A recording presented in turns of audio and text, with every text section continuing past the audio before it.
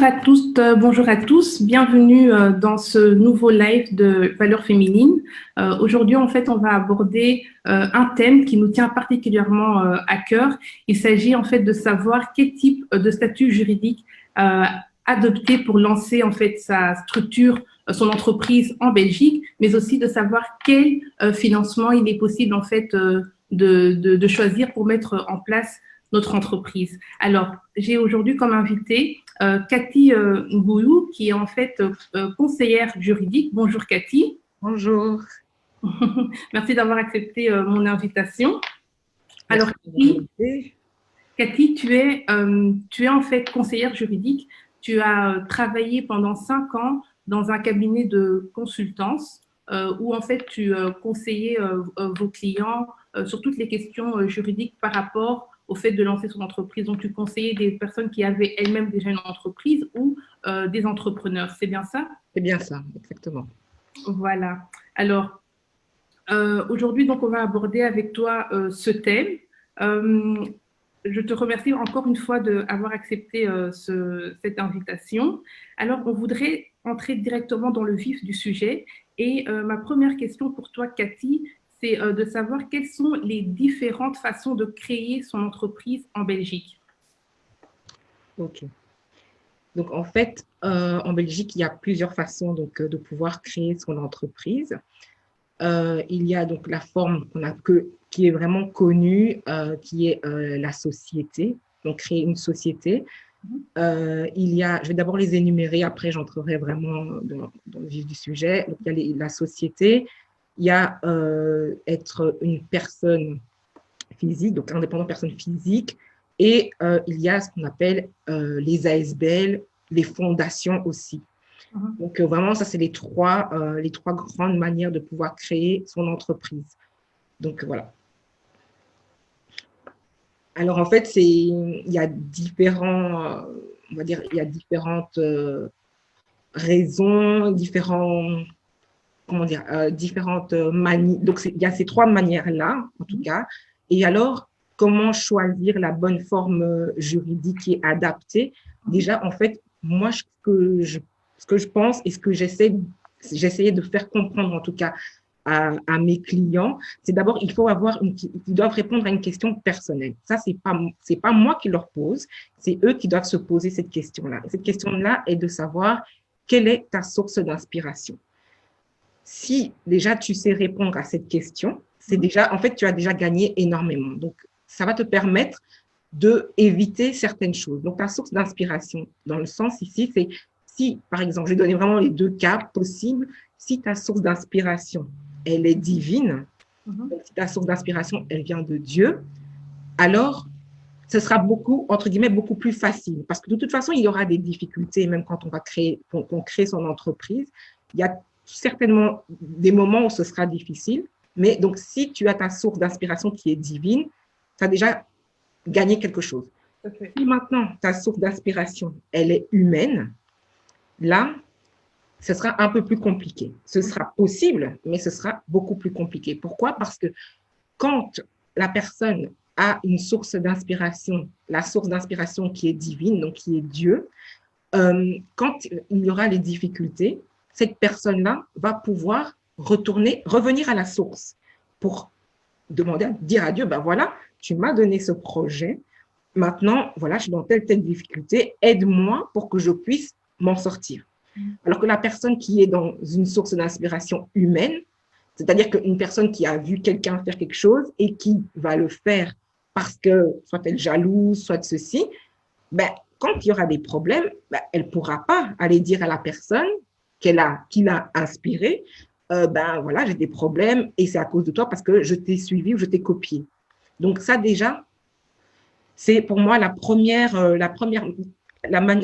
la plus simple, entre guillemets. Enfin, c'est vrai que ça pose quand même, il faut prendre du temps, mais c'est déjà, quand on se pose déjà cette question-là, on a vraiment fait un grand pas. Alors, les différentes formes de différents types de comment est-ce qu'on peut créer son entreprise. Il faut aussi donc ça, c'est des questions aussi qu'il faut se poser. Il faut regarder par rapport à sa situation personnelle. Donc, si maintenant, moi, je me mets en société, mais il faut que je regarde ma situation personnelle, c'est-à-dire, est-ce que je suis célibataire? Est-ce que je suis mariée? Est-ce que je suis divorcée? Est-ce que j'ai des enfants? Est-ce que est-ce que je suis à la base peut-être salariée et que je voudrais faire quelque chose à côté? Donc, il faut vraiment regarder toutes ces étapes parce qu'on ne peut pas conseiller quelqu'un sans connaître ce que la personne, entre guillemets, est ou ce que la personne a. Donc, ça aussi, c'est quelque chose qu'il faut regarder. Comment? Sa situation. Il faut en fait prendre ses décisions sur base de sa situation. Exactement, exactement. Donc déjà, ça, c'est vraiment les questions qu'il faut se poser avant même de se dire, bah, oui, moi, je veux absolument faire la société ou quoi. Non. Et aussi, ce qui est important aussi, c'est que le porteur de projet, donc le futur entrepreneur, ce qui est important pour lui, c'est qu'il doit écrire, en fait. Il doit écrire son projet. Même si ce ne sont pas des phrases continues, l'important, c'est d'avoir des mots-clés qui vont lui permettre de pouvoir expliquer son projet. Parce que le projet, tant qu'il n'est pas écrit, bah, c'est toujours une idée, en fait. Une idée, mais qui est dans ta tête à toi, toi, entrepreneur. Donc, si tu n'as pas écrit, tu ne pourras pas forcément l'expliquer à la personne qui va pouvoir t'aider, qui va t'orienter, en fait. Donc, il faut aussi écrire, même si c'est des petits mots. En tout cas, personnellement, moi, je conseille d'écrire même des petits mots. Comme ça, ce sera beaucoup plus facile. Alors, on a la société, on a l'indépendant personne physique, on a les ASBL et les fondations. Il faut savoir que ça n'a pas le même but, en fait. Ça n'a pas le même objet. Donc, si, par exemple, quelqu'un veut tout simplement se faire beaucoup d'argent, donc un projet commercial, la personne ne pourra pas, en tout cas, le faire en ASBL. Ce ne sera pas possible. Et ça, c'est souvent le cas. Moi, j'ai remarqué avec mes anciens clients, c'est que la personne veut éviter de payer certaines taxes, certains impôts, et donc a une idée en tête et se dit, moi, je veux le faire en ASBL. Mais c'est juste pas possible parce que ton projet est un projet commercial et donc, ce n'est pas possible de le faire en ASBL. Donc, ça, c'est vraiment aussi… Tu peux expliquer pourquoi? Pourquoi est-ce qu'on comprenne bien pourquoi est-ce qu'on ne peut pas faire un projet commercial, lancer une entreprise commerciale sous forme d'une ASBL? Qu'est-ce qui va bloquer, en fait? Mais déjà, parce que donc, la définition de l'ASBL, c'est une association sans but lucratif. D'accord. Donc, alors, l'objet principal de l'ASBL n'est pas, entre guillemets, de gagner de l'argent. Donc, ce n'est pas pour que tu puisses vraiment devenir millionnaire ou quoi que ce soit avec ton projet d'ASBL. Vraiment, c'est un but qui n'est pas lucratif. Alors, ça, si ton objet principal est pas lucratif, OK, mais ça ne veut pas dire que ton objet accessoire, donc pour faire vivre l'ASBL, peut être quelque chose de commercial. Mais cet aspect-là ne peut pas dépasser ton objet principal, en fait. D'accord. Donc, si par exemple, tu crées une ASBL et que ton objet social, donc l'objet principal de ton ASBL, on va dire, c'est l'aide des jeunes, donc l'école des devoirs, par exemple, des choses comme ça, tu peux le faire en ASBL. Mais si par exemple, tu dis, mon objet secondaire, ce sera, je ne sais pas moi, vendre des voitures pour faire vivre l'ASBL, ce n'est pas cohérent. C'est ça. C'est pas cohérent. Donc, ce ne sera pas possible. Et donc, il est vraiment important de pouvoir identifier son objet. En fait, le pourquoi de ton projet, en fait. Le pourquoi de ton projet. Donc, et pouvoir identifier, est-ce que c'est un but lucratif? Qu'est-ce que je veux? Est-ce que je veux gagner de l'argent? Est-ce que je veux aider? Est-ce que je veux aider et gagner de l'argent? Ça dépend. Il faut vraiment se poser toutes ces questions, en fait. OK. Donc, tu parlais, donc il y avait différents types de formes. Tu as parlé de l'ASBL, tu as parlé de la fondation, tu as parlé… Je veux dire que l'ASBL et la fondation sont quasiment au même titre, mais quasiment parce que c'est censé être des non lucratifs. Maintenant, dans les faits, l'ASBL et la fondation sont totalement différentes. Parce qu'une fondation, en général, elle est pour une durée illimitée. Ça veut dire que même si le fondateur décède, la fondation existera toujours, en fait. Contrairement à l'ASBL peut être à durée limitée ou illimitée. Et il se peut que si, par exemple, le fondateur décède, l'ASBL soit dissoute de plein droit, en fait. Donc là, c'est un peu différent. Et aussi, au niveau de la Constitution, une ASBL, on peut la faire avec un acte sous seing privé, donc un contrat simple, alors que fondation, il faut que ce soit devant le notaire. Donc, c'est un acte notarié, un acte authentique, en fait. D'accord. Okay. Est-ce que tu peux un peu expliquer quels sont les avantages et les inconvénients de ces différentes formes d'entreprise? Ok, d'accord. Mais les avantages et les inconvénients, ça dépend. Ça dépend un peu. Alors, si on se met, par exemple, on va dire en ASBL, donc si le projet vraiment coïncide avec la structure de l'ASBL, on peut déjà être, il n'y aura pas forcément la TVA. On a un numéro d'entreprise, donc on a une personne juridique à part entière. Et donc, ça peut déjà être très, très bien parce que tu peux exercer des activités toujours lucratives, même si tu peux aussi faire certaines activités commerciales, mais que ça doit être secondaire au travers de l'ASBL. Au niveau des sociétés, bon, là, il y a différents types de sociétés, mais vraiment, je ne pourrais pas rentrer dans les détails parce que c'est beaucoup trop long. Mais en société, là, en société, tu vas payer l'impôt des sociétés. Donc, c'est quand même un impôt qui est assez élevé. Hein. Est-ce que c'est le même impôt pour toutes les sociétés ou bien c'est en fonction de la taille de la société? Non, non, c'est pour toutes les sociétés. C'est le même impôt. Oui, toutes les sociétés. Qu'est-ce qu'il y a encore? C'est par exemple, il y a des sociétés que tu peux être à deux personnes pour la créer et tout ça. Bon, alors le danger de certaines sociétés, c'est que certaines sociétés n'ont pas de séparation de patrimoine. Donc là encore, ça peut être dangereux en fonction de la situation de la personne et en fonction du fait que est-ce que la personne est un bon gestionnaire aussi? Est-ce que la société va être bien gérée? Parce que s'il n'y a pas de séparation de patrimoine, donc encore, ça peut être très dangereux s'il y a des dettes dans la société et que la société n'a pas assez de moyens financiers pour pouvoir rembourser ses dettes.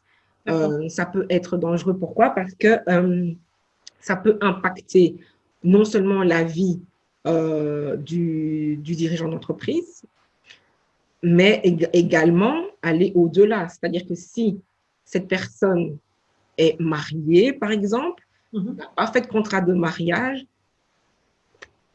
son conjoint ou conjointe peut être, le patrimoine risque d'être impacté fortement, en fait. Et, en cas de problème financier, si par exemple il y a des dettes que l'entreprise n'est plus en mesure de rembourser ou même qu'il advienne une faillite, exactement. Ça peut directement tomber en fait sur le patrimoine du dirigeant et si lui par exemple n'a pas assez, ça tombe sur le conjoint. Exactement, exactement. Et donc là, c'est vraiment ça. Donc il faut pouvoir vraiment rencontrer le juriste, en tout cas, le ou la juriste, pour que la personne puisse vraiment éclairer en fonction de ta situation, en fonction de la situation propre de l'entrepreneur. Donc là, j'ai parlé des ASBL, fondations et des sociétés. Et puis, il y a ce qu'on appelle l'indépendant, personne physique. Et là, ça permet de… je ne veux pas dire que c'est plus avantageux ou moins avantageux, c'est encore une fois en fonction du besoin de la personne.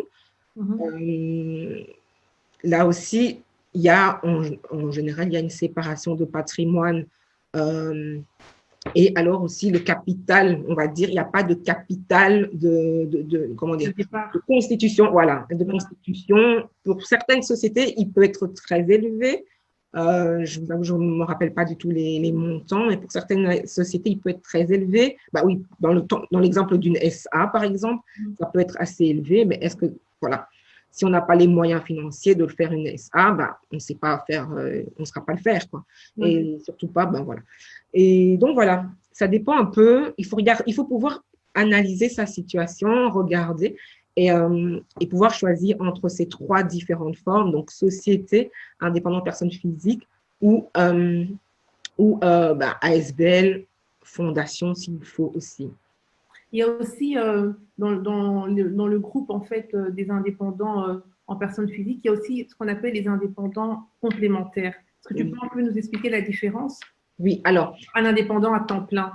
Alors, un indépendant, il y a vraiment la différence entre l'indépendant à titre principal et l'indépendant à titre complémentaire. Donc, à titre complémentaire, c'est en général une personne qui a déjà un travail salarié, qui a normalement un minimum un temps partiel. Si mes souvenirs sont bons, c'est minimum un temps partiel et qui désire faire autre chose, par exemple, soit pour des raisons financières, ou alors une passion, par exemple, désire faire quelque chose. Et là, donc, la loi lui permet d'être ce qu'on appelle indépendant à titre complémentaire. Donc, indépendant à titre complémentaire, ça peut être très avantageux pour certaines personnes parce que on ne paye pas les cotisations comme un indépendant à titre principal. Donc, un indépendant à titre principal, je crois que les cotisations sont autour de entre 700 et 800 euros, je pense. Et alors qu'un indépendant à titre complémentaire, je pense que c'est quelque chose comme entre 70 et 100 euros, je pense. Plus ou moins 80 euros. Voilà, quelque chose comme ça.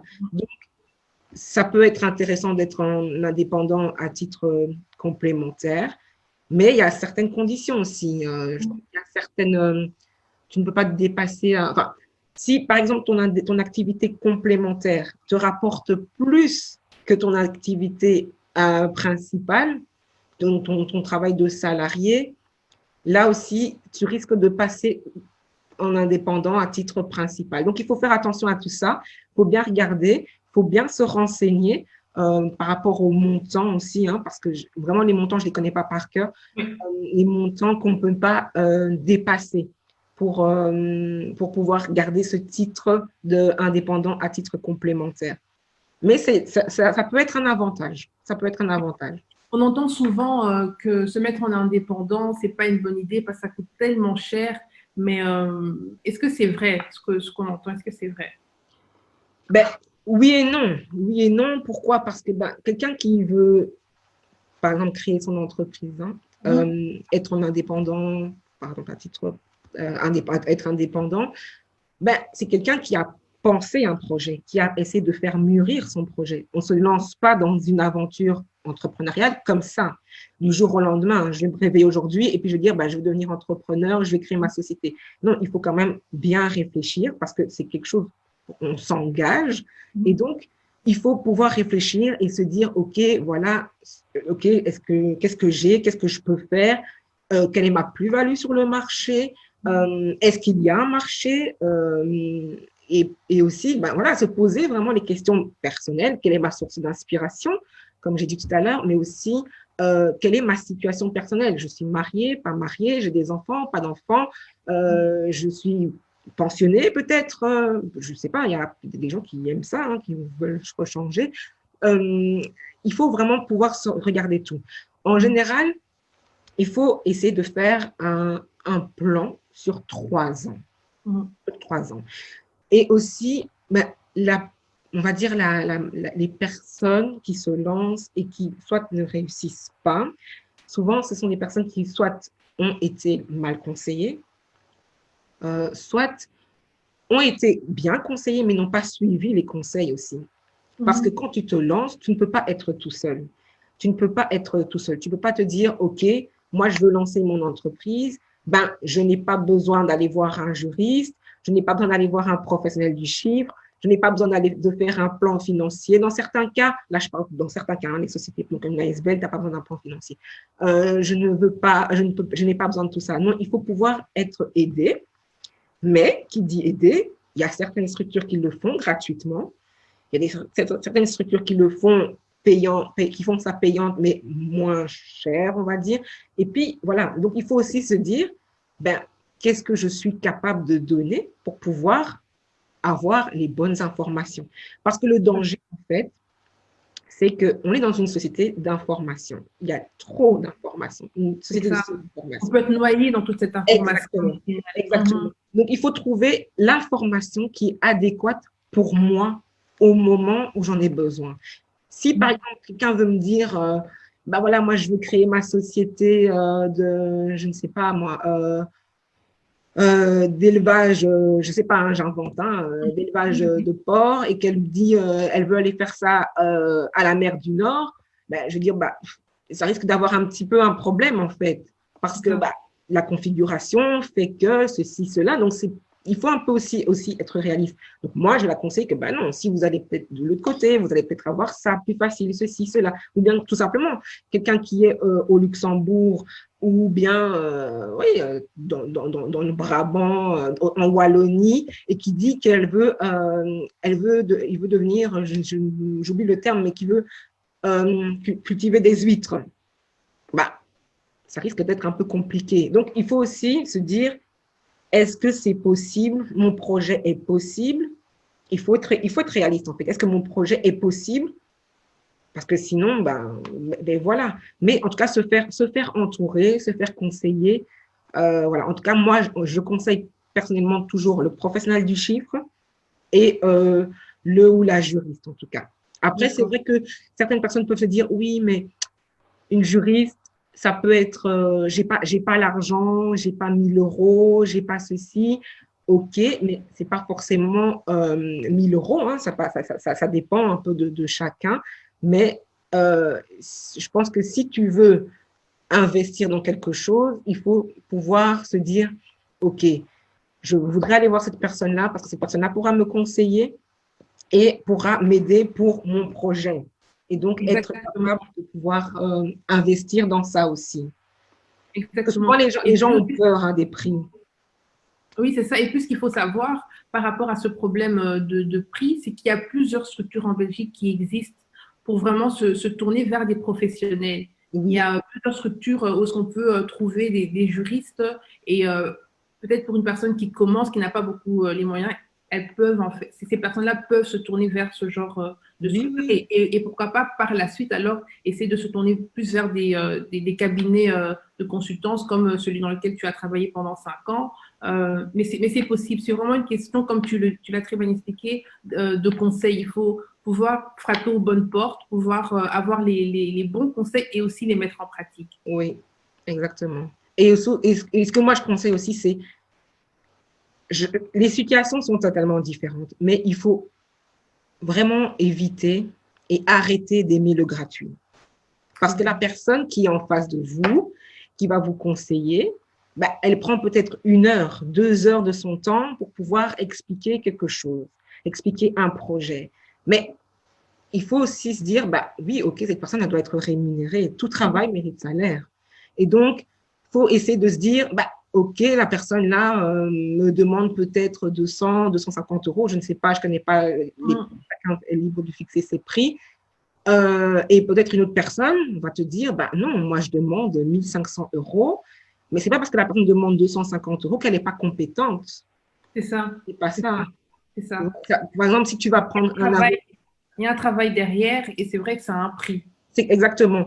Donc, là, je vais dire un truc, mais je ne dénigre aucune profession. Mais si, par exemple, toi, tu as un ami dans ta famille qui est avocat et tu te dis, ah ben voilà, moi, je vais le prendre pour qu'il rédige, qu'il crée ma société, qu'il m'aide à créer ma société. Mais peut-être que lui, il est avocat, je ne sais pas, fiscaliste peut-être. Et ben, il aura, ses tarifs seront déjà différents, mais il ne sera pas forcément spécialisé pour pouvoir t'aider parce que lui, il est dans la fiscalité. Donc, il faut juste aussi regarder un peu, se dire, OK, cette personne-là, elle n'est peut-être pas qualifiée, même si elle est juriste, hein, elle n'est peut-être pas qualifiée pour m'aider dans mon problème, dans ce que j'ai besoin. Tout à fait. Tout à fait. Il y a pas mal de personnes qui nous ont rejoints, en fait. Bonjour à toutes, bonjour à tous. Merci de vous joindre à nous. On a une question de Julie Titenda Mwamba qui demande s'il existe dans notre communauté des structures d'accompagnement end-to-end. Alors, qu'est-ce qu'elle entend par communauté? Est-ce que c'est Bruxelles, la région bruxelloise ou... Mais je n'ai pas compris la question. Donc, elle veut savoir s'il existe, oui, des structures d'accompagnement end-to-end. Je pense des structures qui peuvent peut-être aider les personnes tout de suite. Si elle peut peut-être éclaircir cette question, comme ça on y reviendra. Comme ça, on y reviendra. Alors, moi, je vais par contre enchaîner. Je voulais te poser une question.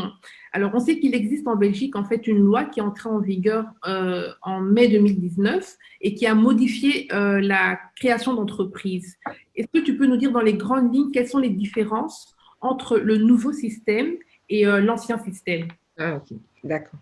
Oui, donc en fait, donc, depuis le 1er mai 2019, il y a une nouvelle loi donc, qui est passée, donc, qui est pour ce qu'on appelle le nouveau code des sociétés et des associations. Avant, par exemple, les associations, donc les ASBL, en fait, les associations en général, parce qu'on parlait des ASBL et des AISBL, étaient regroupées dans une loi différente. Et donc, on avait le code des sociétés et on avait la loi sur les ASBL. Et là, donc, le législateur a tout regroupé. Alors, en gros, quels sont les changements? Les changements, c'est qu'il y a certaines sociétés qui existaient avant le 1er mai 2019 qui n'existent plus. Donc, la dénomination n'existe plus. Par exemple, on ne parle plus d'une SPRL, on va parler d'une SRL. Donc, voilà, ce sont juste des dénominations, des structures qui ont été arrêtées et aussi comment dire, la compétence du tribunal qui a aussi changé. Le nom du tribunal qui a changé. Avant, on parlait du tribunal de commerce, maintenant, on parle du tribunal de l'entreprise. D'accord, ok.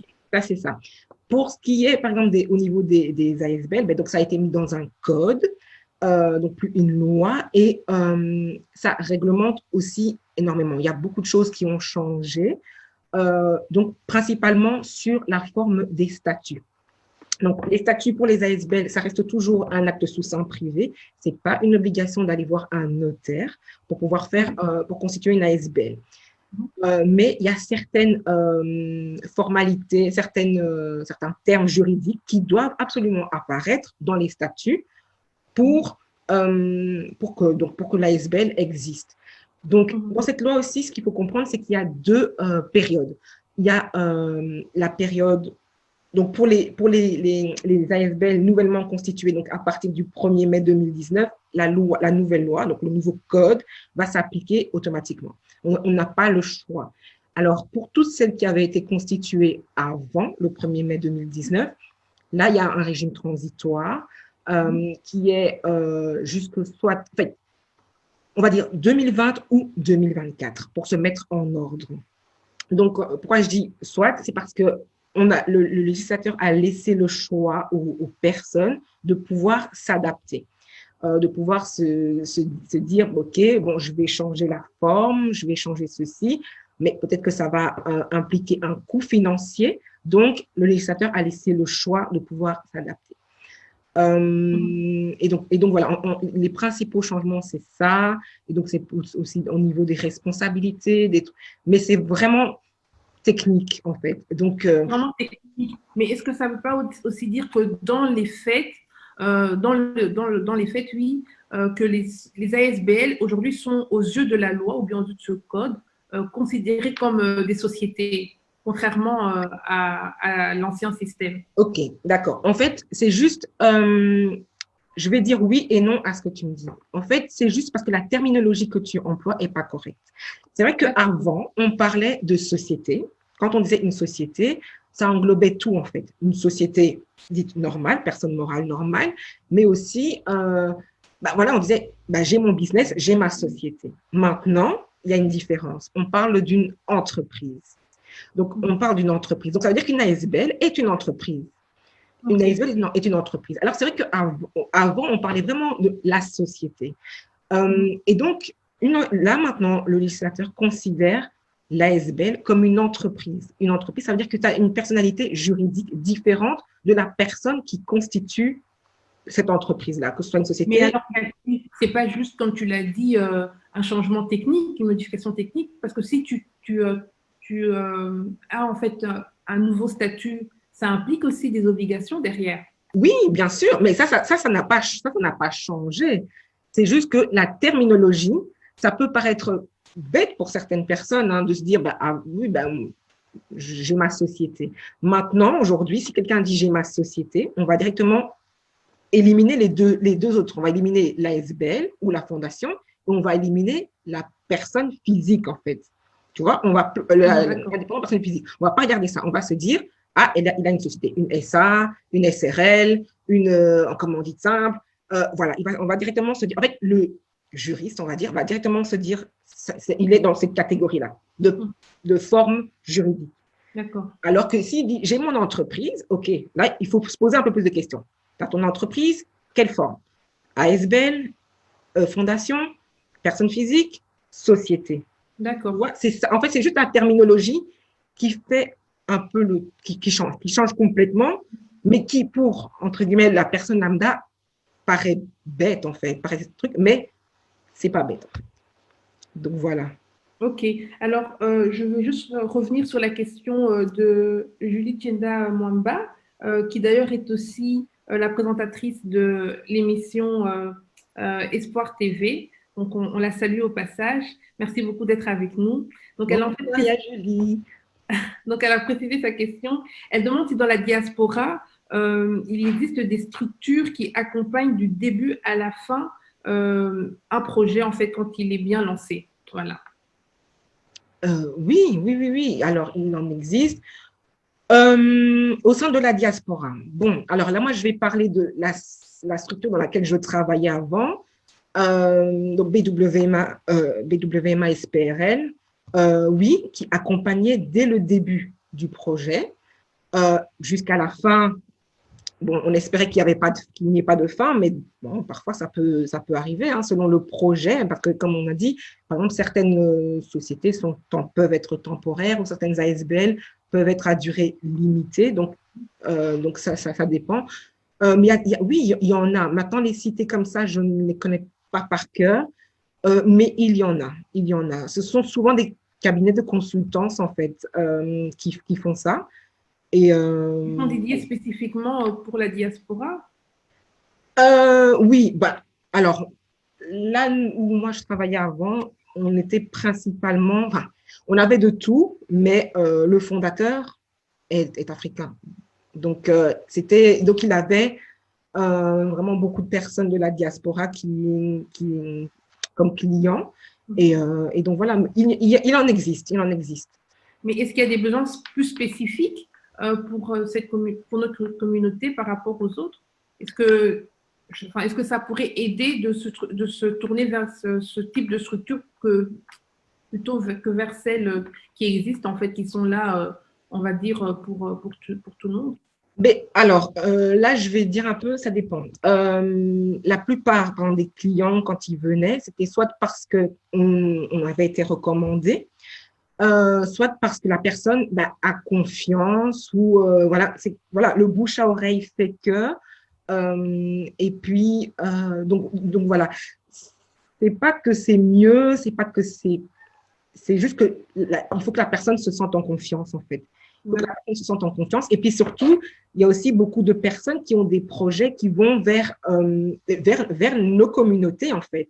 Et donc, se disent que si la personne qui les accompagne est une personne de la communauté, ce sera beaucoup plus facile à faire comprendre. Soit des projets qui sont dans la communauté en Belgique, donc la diaspora vraiment, soit des projets qui ont pour assise, entre guillemets, la Belgique, mais qui ont pour vocation de s'étendre à l'Afrique. Là, c'était principalement le Congo, le Rwanda, la région des Grands Lacs, en fait. Et donc, voilà. D'accord.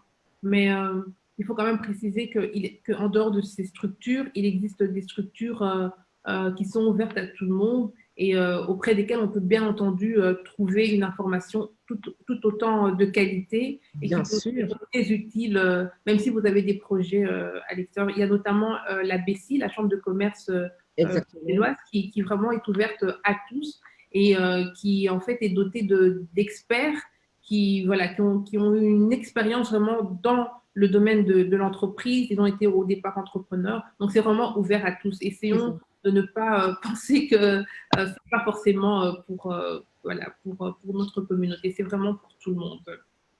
Merci beaucoup, Cathy, pour ta réponse.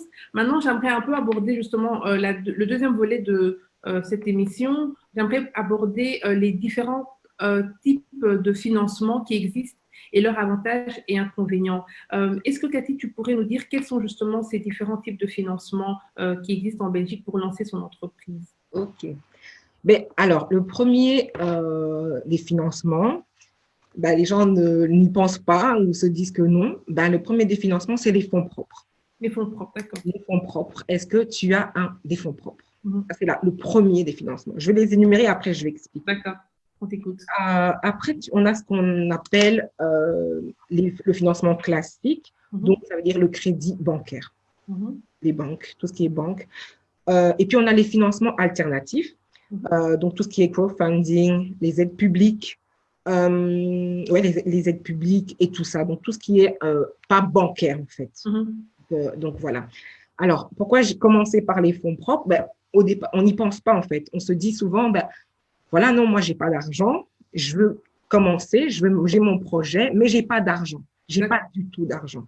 Mais si, comme j'ai dit, si par exemple, tu as un projet, c'est pas du jour au lendemain que tu vas créer ton entreprise. Donc, si tu as, même ne fût-ce que 100 euros, 200 euros, les gens vont se dire, mais oui, mais Cathy, c'est beaucoup. Oui, c'est beaucoup. Mais c'est une manière aussi pour toi de voir si tu vas être un bon gestionnaire. Si tu vas pouvoir gérer, en fait. Ça veut dire que si, par exemple, tu te dis, bah, moi, aujourd'hui, j'ai une idée d'entreprise. OK, j'aimerais préparer cela. À partir de maintenant, je mets 10 euros de côté tous les mois. Tu auras ton argent et tu vas te dire, oui, mais ce n'est pas, c'est insignifiant cette somme d'argent. Mais non, c'est pas du tout insignifiant. Pourquoi? Parce que à la fin de l'année, peut-être si tu mets 10 euros par mois, tu auras quoi? Tu auras 120 euros. Et avec tes 120 euros-là, bah, tu pourras peut-être payer le professionnel du chiffre, ou bien la personne qui est responsable, le juridique, tu pourras payer déjà ça. Ou tu pourras payer peut-être le bloc de feuilles que tu devras utiliser. Tu pourras acheter l'encre que tu vas utiliser. Tu vois? Donc, c'est des petites choses comme ça. On se dit, mais non, mais c'est rien. Mais non, c'est déjà un capital. Tu as déjà quelque chose. Donc, vraiment, si on peut commencer comme ça, c'est déjà très, très bien. Ensuite, on a ce qu'on appelle les financements classiques. Donc, la banque. Souvent, ce sont les banques. Ben, alors, oui, il y a différentes...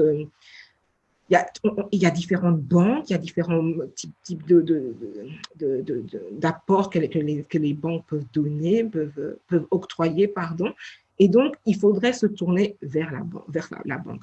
Parfois, il faut sortir de sa banque. Il ne faut peut-être pas aller dans sa banque, mais aller plus dans une banque qui, de prime abord, on ne pense pas, ou bien à laquelle on ne pense pas, ou bien qui ne nous attire pas forcément.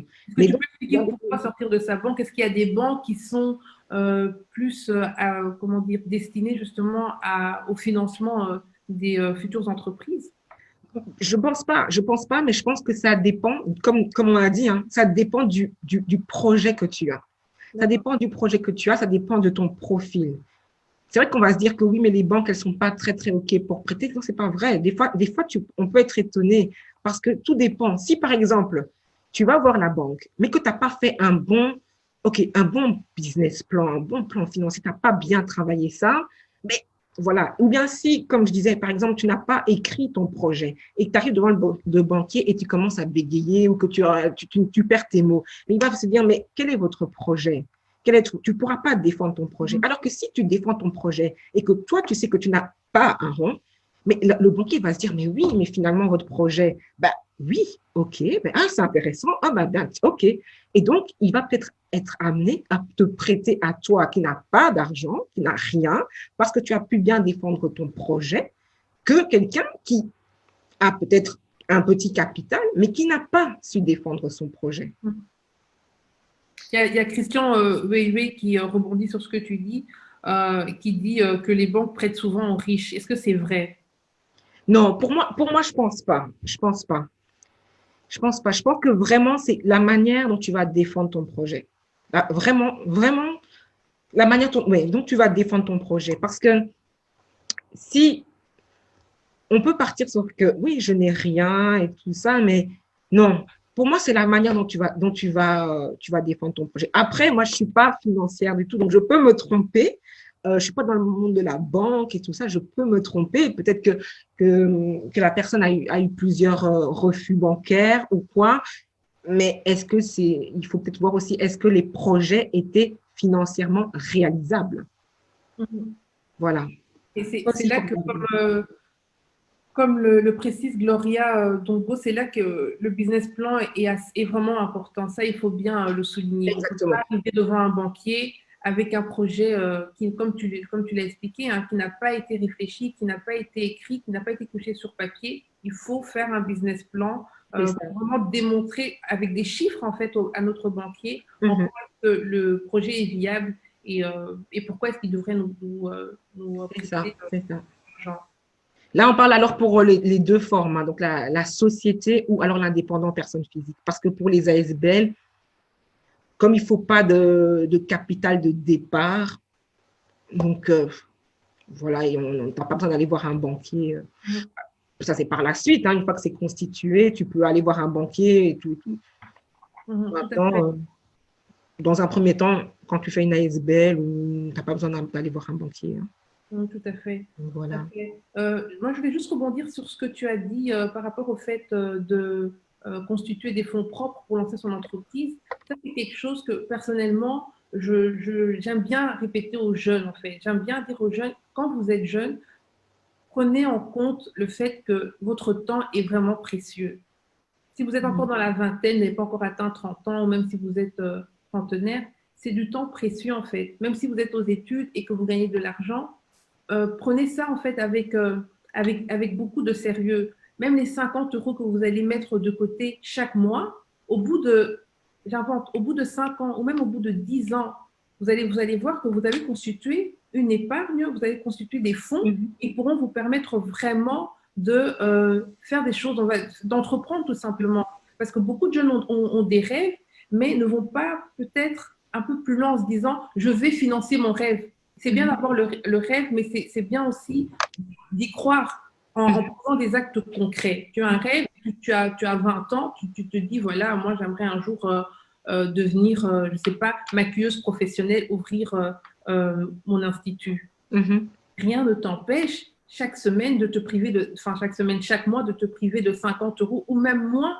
Et tu verras qu'au bout de 5 ans, tu auras constitué quelque chose. Plutôt que de devoir, comment dire très longtemps à savoir où sortir les fonds, mais pendant que tu es jeune, pendant que tu es en train de mettre en place les choses, tu peux déjà commencer à préparer le terrain, à préparer l'avenir.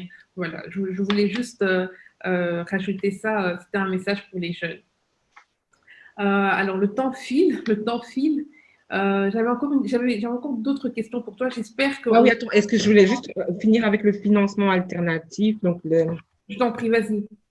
tout ce qu'on appelle donc le crowdfunding ou aussi les aides publiques. Alors, beaucoup de gens peut-être ne le savent pas, mais il y a aussi les aides publiques. Alors, ça peut prendre différentes formes. Hein. Par exemple, pour les ASBL, c'est des aides ça peut être des aides. Donc, une fois que l'ASBL est constituée, ça peut être des aides pour organiser un événement, par exemple. Ça peut être donc des aides au niveau logistique. Donc, on va vous donner de l'argent, donner, hein, on se comprend, on va vous donner de l'argent pour que vous puissiez organiser, par exemple, louer, par exemple, du matériel sono, par exemple, et tout ça.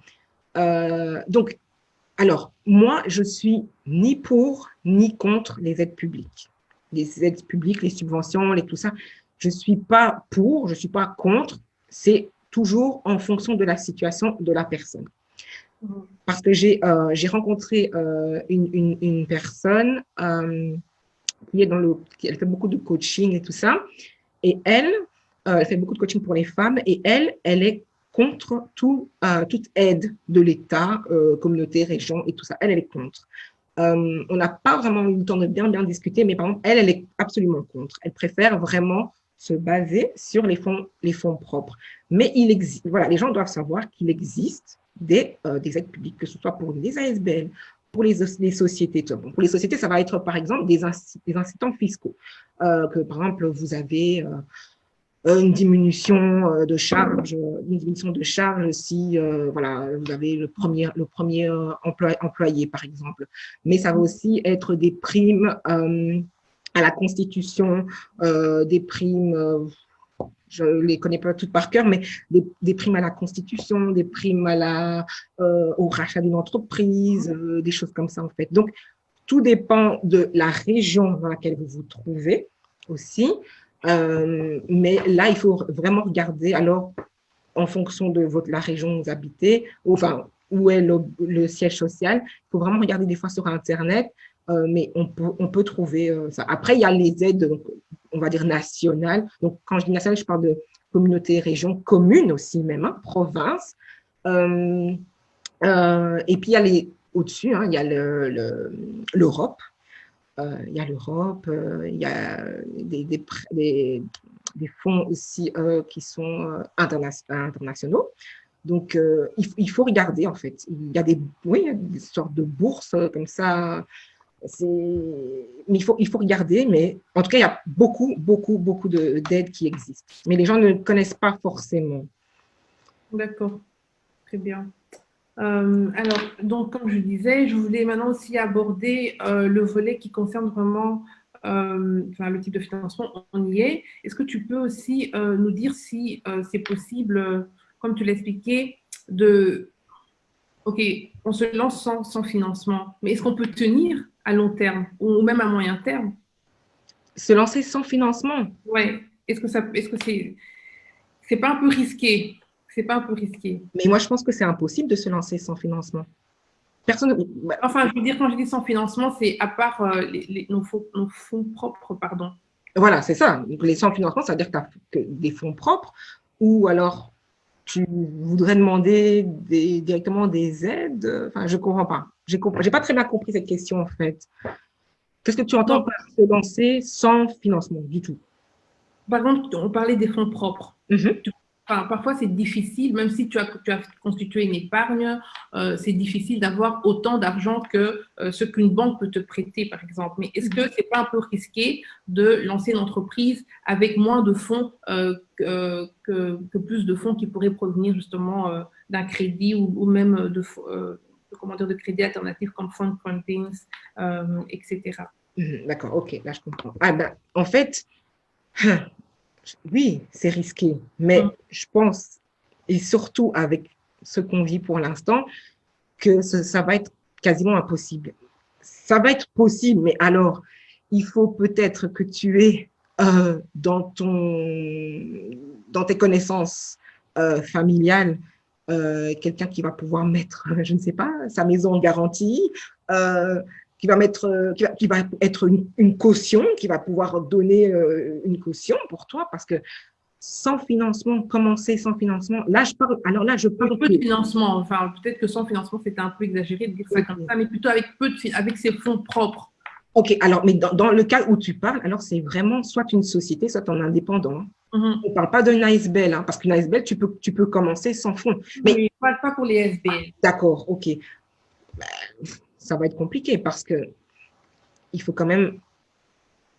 Quand tu dis se lancer, donc ça veut dire que même tout ce qui est acte constitutif, tu payes pas alors. Ça veut dire que tu n'as pas d'argent pour payer ça. Tu peux faire tes fonds propres, mais est-ce que je veux dire, est-ce que tu peux te dire, allez, je ne veux pas prendre de crédit, je me base juste sur les fonds propres, parce qu'on sait qu'une société, dès son lancement, en fait, elle a déjà des charges. Avant même qu'elle commence à produire de l'argent suffisant, elle a déjà des charges en fait qui tombent sur elle. Alors, c'est ça ma question. Est-ce que démarrer dans ces conditions, est-ce que à moyen terme, à long terme, est-ce que c'est tenable?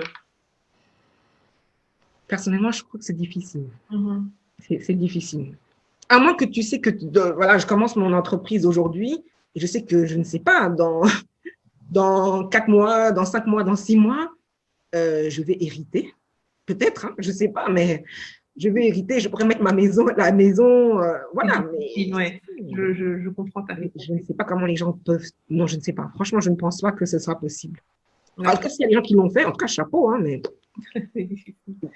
vraiment, ça va être très compliqué. J'ai encore une question pour toi, Cathy. Est-ce que tu peux nous expliquer un peu en fonction de quels critères il faudrait alors choisir le financement pour sa future entreprise?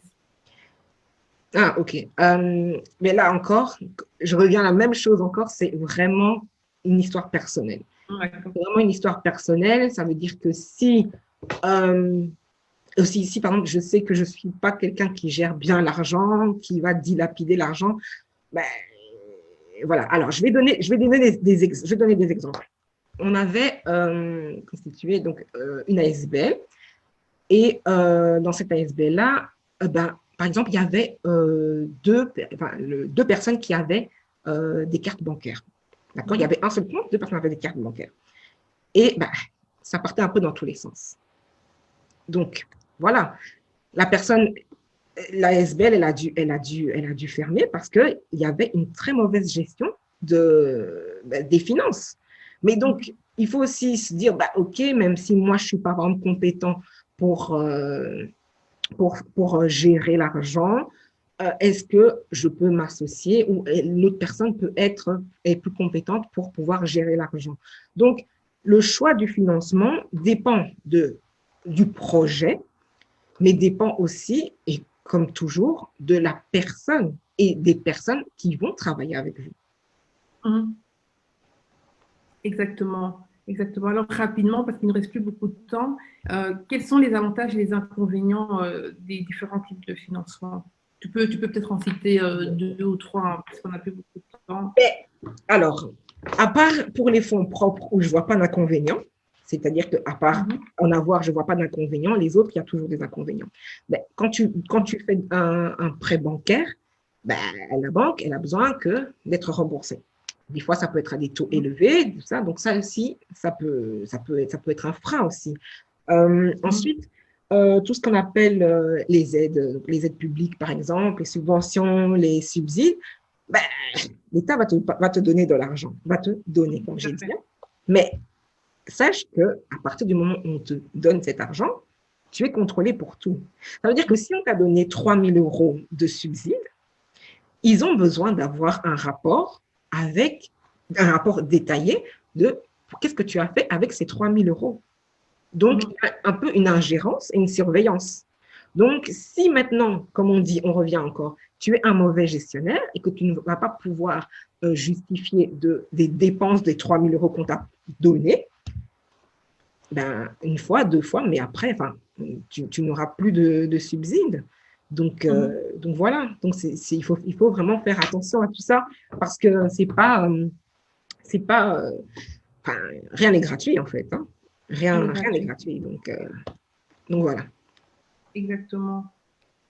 Exactement. Alors, on n'aura pas le temps d'aborder toutes les questions parce que malheureusement, voilà, le temps nous manque. Moi, je propose qu'on fasse une autre émission prochainement pour pouvoir encore aller un peu plus en profondeur, pour parler notamment des responsabilités juridiques liées à sa forme d'entreprise. Mm-hmm. Mais voilà, ça risque de prendre beaucoup de temps et voilà, on n'aura pas malheureusement assez de temps aujourd'hui. Vraiment, Cathy, je voudrais encore te remercier d'avoir participé à ce live, de nous avoir donné toutes ces informations. J'espère vraiment que ça a pu répondre à vos questions. Merci beaucoup pour vos encouragements aussi. Merci d'avoir participé. Merci d'avoir mis des pouces bleus, des petits cœurs, tout ça. Voilà, c'est très, très, très encourageant. Alors, avant de terminer ce live, je voudrais encore rendre un hommage en fait à une personne qui m'est très chère et qui aujourd'hui nous a quittés. Il s'agit de Madame Titi Ilunga Makutu, plus connue sous le nom de Katité, qui était une grande servante au sein de l'Église à Nouvelle-Jérusalem. Elle a été en fait enterrée aujourd'hui et je tenais, avant de terminer cette émission, de dire que vraiment cette émission a été faite en sa mémoire. C'est une personne qui était ma marraine en fait et je voudrais parler d'elle avec le sourire, même si c'est très très très difficile de devoir dire au revoir à maman Titi. Je voudrais quand même le faire avec le sourire parce que c'est une personne durant toute sa vie qui a vraiment encouragé beaucoup de personnes par son ministère, qui a conduit en fait beaucoup de personnes à louer Dieu, même dans les difficultés. Elle avait toujours un mot d'encouragement, en fait, pour les autres. Quand même, elle-même, elle pouvait passer par des moments très difficiles. Elle avait vraiment ce cœur d'encourager les personnes. Et voilà, toutes mes pensées vont bien entendu à ses enfants, à son époux, à sa famille, à toute l'Église de la Nouvelle-Jérusalem, ainsi qu'à tous les amis de la Nouvelle-Jérusalem. Voilà, alors nous, on se retrouvera prochainement pour une prochaine émission. Ça sera mercredi prochain. Mon invité sera Emmanuel Mukenge, qui est le managing director de IMB Professionals, la société à laquelle appartient Valeurs Féminines, et qui est aussi mon époux. On abordera avec lui la question de savoir comment gérer sa trésorerie en période de crise et aussi après la crise. Voilà, donc n'hésitez pas dès maintenant déjà à envoyer vos questions. Je publierai l'annonce de ce live très prochainement. Donc n'hésitez pas, dès que vous voyez l'annonce, vous pouvez dès maintenant commencer à envoyer vos questions et on y répondra du mieux possible durant ce prochain live. Merci encore à toi, Cathy, d'avoir participé à ce live. Merci à vous toutes et à vous tous d'avoir participé. Merci pour vos questions. Je vous souhaite une très, très bonne soirée et prenez bien soin de vous et de vos proches.